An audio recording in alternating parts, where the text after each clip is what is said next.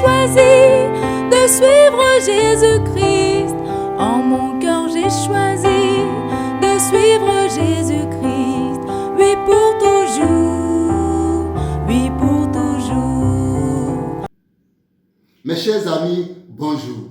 Je suis heureux de vous retrouver sur la chaîne L'île de la Grande Espérance pour une nouvelle présentation dont le titre est Le vaccin contre la mort.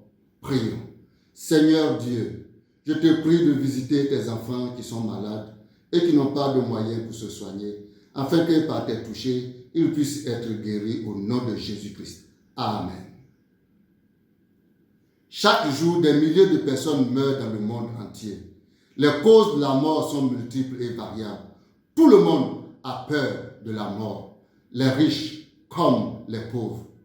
Pourquoi a-t-on peur de la mort? Quel est le vaccin le plus efficace contre la mort? Pour comprendre le mystère de la mort, nous allons à son origine dans le livre de Genèse chapitre 2, verset 7, que nous lisons. L'Éternel Dieu forma l'homme de la poussière de la terre. Il souffla dans ses narines un souffle de vie, et l'homme devint un être vivant. Dieu créa le ciel et la terre par sa parole. Il dit et la chose arrive à l'existence. Mais pour créer l'homme, Dieu a pris soin de prendre ses mains, de prendre la poussière, de la façonner à son image, selon sa ressemblance. Et il y a ajouté son souffle de vie, et l'homme est devenu un être vivant. Cette formation de l'homme est semblable à la lumière. Lorsque l'ampoule est connectée au générateur à travers de l'énergie, l'ampoule devient une lumière. De même, lorsque le souffle de vie est connecté à la poussière à travers le générateur qui est Dieu, l'homme devient une lumière. Ainsi, nous pouvons comparer la poussière à la lumière, le souffle de vie à l'énergie qui sort du générateur, et Dieu, le générateur, et l'être vivant comme la lumière qui éclaire. Ainsi, lorsque l'énergie retourne au générateur, il n'y a plus de lumière. On dit que la lampe est éteinte. De même, lorsque le souffle de vie retourne à Dieu, l'être n'est plus vivant. On dit que l'homme est mort. Après sa création, l'homme était enveloppé de la gloire de Dieu. Il était immortel. Adam et Ève ont désobéi à Dieu et le virus le plus mortel s'est introduit dans le système d'immortalité de l'homme pour le rendre mortel. Depuis cette désobéissance, des milliers de personnes retournent à la poussière, causant ainsi des désagréments dans différentes familles. La mort n'est pas inscrite dans les gènes originels de l'homme. La mort est un intrus, c'est un étranger. C'est pourquoi nous avons peur de la mort. On ne le calcule même pas. On refuse de manière inconsciente de l'intégrer dans le processus de notre vie. Malgré le développement spectaculaire de la médecine, il y a et il y aura davantage des milliers de morts dans le monde entier. Ainsi, la parole prophétique de Dieu prononcée dans le jardin d'Éden s'accomplit chaque jour devant nos yeux. Tu es poussière et tu retourneras dans la poussière. Cependant, il y a espoir parce qu'il existe un vaccin contre la mort. Il est disponible pour tous et partout. Ce vaccin ne t'empêche pas de mourir, mais il te sauve des griffes de la mort. Lorsque tu es vacciné, les griffes de la mort ne peuvent pas te confiner éternellement dans le séjour des morts. Ce vaccin redonne la vie. Il ouvre les portes du séjour de la mort. Et tu y sors vivant, victorieux et glorieux. Jésus affirme dans Apocalypse chapitre 1, verset 18, que nous lisons, « J'étais mort, et voici, je suis vivant au siècle des siècles. Je tiens les clés de la mort et du séjour des morts. Jésus a séjourné dans les profondeurs du séjour des morts pendant 3 jours et il est revenu vivant avec les clés de la mort et du séjour des morts. Jésus a remporté la victoire sur la mort. Jésus a remporté la victoire sur le séjour des morts. Jésus est revenu vivant, victorieux et glorieux avec les clés des séjours de la mort. C'est pourquoi il affirme dans Jean chapitre 11, verset 25 que nous lisons. Je suis la résurrection et la vie. Celui qui croit en moi vivra, quand même il serait mort. Bonne nouvelle pour les enfants de Dieu. Bonne nouvelle pour l'humanité tout entière. Le vaccin contre la mort, c'est la foi en Jésus-Christ. Je dis bien, le vaccin contre la mort, c'est la foi en Jésus-Christ. Jésus qui garantit la vie après la mort. Je vous conseille encore vivement de lire tout le chapitre 137 qui est en relation avec la prophétie dans la vallée des ossements. Nous allons seulement considérer 2 versets.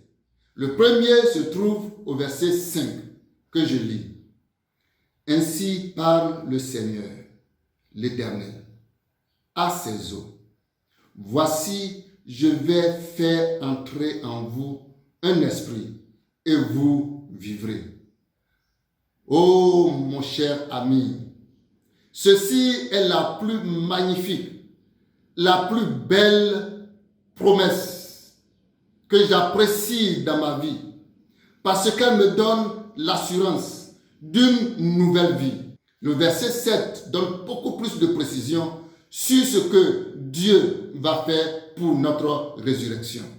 Et je lis, je vous donnerai des nerfs, je ferai croître sur vous de la chair, je vous couvrirai de peau, je mettrai en vous un esprit et vous vivrez.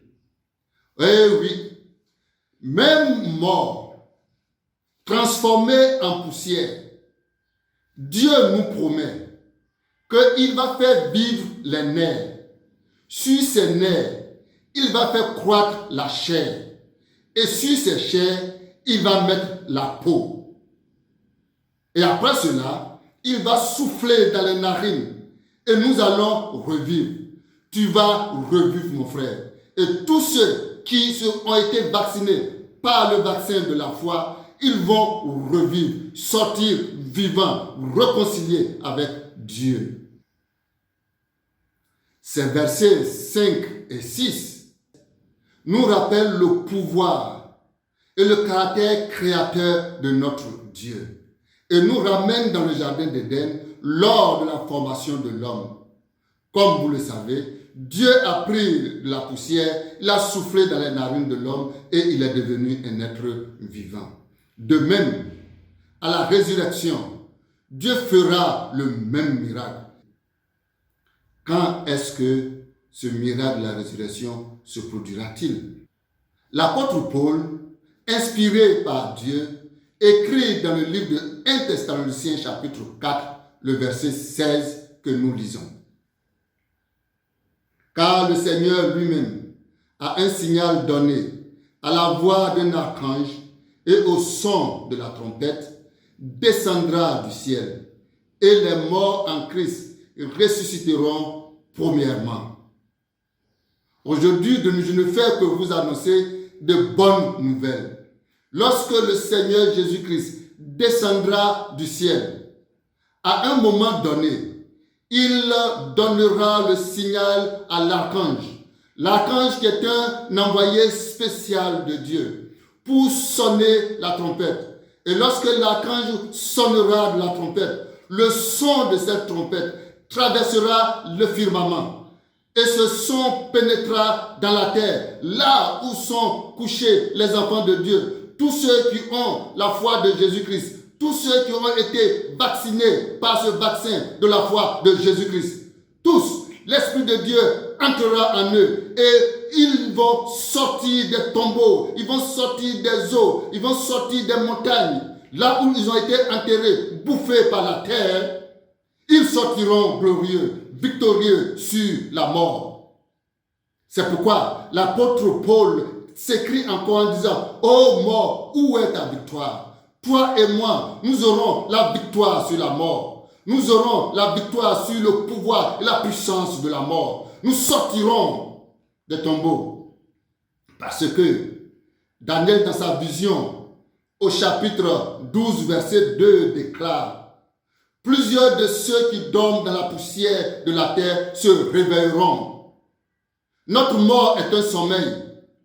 Lorsque nous allons nous coucher le soir, nous avons l'espérance et l'assurance que nous allons nous réveiller le matin. De même, mon frère, il ne faut pas craindre la mort. De la même manière que tu ne crains pas le sommeil, il ne faut pas craindre la mort. Il ne faut pas craindre ceux qui tuent le corps et qui ne peuvent pas tuer l'âme. Il ne faut pas les craindre, mon frère. Si la mort arrive, aie l'espérance, aie l'espoir que quand Jésus-Christ arrivera et ton père sonnera, tu vas sortir victorieux. Est-ce vraiment une réalité cette affaire de résurrection? Mon cher ami, mes chers frères et sœurs, Dieu ne veut pas que vous soyez dans l'ignorance. C'est pourquoi, lorsque Jésus était vivant sur la terre, il a démontré l'efficacité de ce vaccin, de la foi. Ce vaccin qui réveille le mort et qui le sort du séjour des morts, en ressuscitant la fille de Jairus, en ressuscitant son ami Lazare, et en ressuscitant plusieurs des saints lorsqu'il a rendu l'âme sur la croix. On pouvait même dire que la mort de Jésus-Christ a ressuscité les saints. Mon cher ami, Dieu nous promet solennellement, dans le livre d'Ézéchiel, chapitre 37, verset 14, que nous lisons: je mettrai mon esprit en vous et vous vivrez. Oui, cette promesse, elle est solennelle. Elle s'adresse à toi et à moi. Elle s'adresse à tous ceux qui ont pris le vaccin de la foi contre la mort. C'est pourquoi je voudrais te donner cette commission, afin que tu puisses aller partout où tu peux, auprès de tes parents, auprès de ta famille, auprès de tes amis, auprès de tes promotionnaires, auprès de ceux avec qui tu travailles, qu'ils doivent prendre le vaccin, ce vaccin contre la mort, afin que lorsque Jésus reviendra, toi et moi, nous puissions nous trouver dans le ciel, toi et tous ceux qui s'entourent autour de toi, pour que vous puissiez vous embrasser. Là-bas, il n'y a pas de coronavirus. Vous allez vous embrasser. Vous serez heureux d'être ensemble. Sois l'ami de Jésus-Christ, comme Lazare. Crois en Jésus-Christ, comme Jairus. Prends aujourd'hui le vaccin anti-mort et dis: Seigneur Dieu Tout-Puissant, mon Dieu Créateur, donne-moi le don de la foi. Vaccine-moi aujourd'hui même et aide-moi à faire la promotion de ce vaccin puissant contre la mort à tous ceux qui sont autour de moi. Alors que tu fais cette prière, je voudrais participer à ta prière en demandant au Seigneur Jésus-Christ d'écouter ta prière, de te bénir et de bénir la mission que tu vas accomplir auprès de tes siens au nom de Jésus-Christ. Amen.